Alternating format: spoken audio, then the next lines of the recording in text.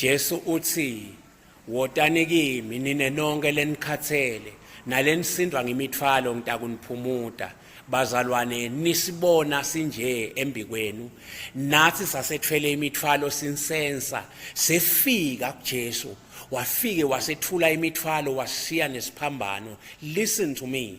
Nawubona abazalwane ekhathe enkonzweni bahleba, ekhathe enkonzweni bayeba baphinga, bafeba, bagwadla, benda konke kwebumnyama, ube wathi ukuthi abake fiki kuJesu labo kodwa bafike esonweni.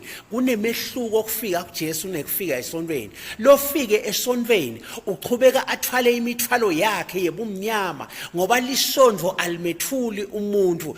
Luri andaya mayishindira nguJesu lothulana imithwalo ngiko athi wotani kimi nine lenikhathele nalenisindwa ngemithwalo ngitakuniphumuta. Lisondvo alimphumuta umuntu, uqhubeka agwadle asesonweni, afebe asesonweni, aqhubeka aqambe manga asesonweni, abhubhise labanye andaya mayishindira abe asekhathi esonweni ngoba lisondo alimethuli umuntu. Kungako ubona kwente kade gigaba tendiwa abantu lesithi bazalwane. Listen to me, abasibo bazalwane labatelwe kabusha umuntu loKristu usidalwa lesisha kuyavakala.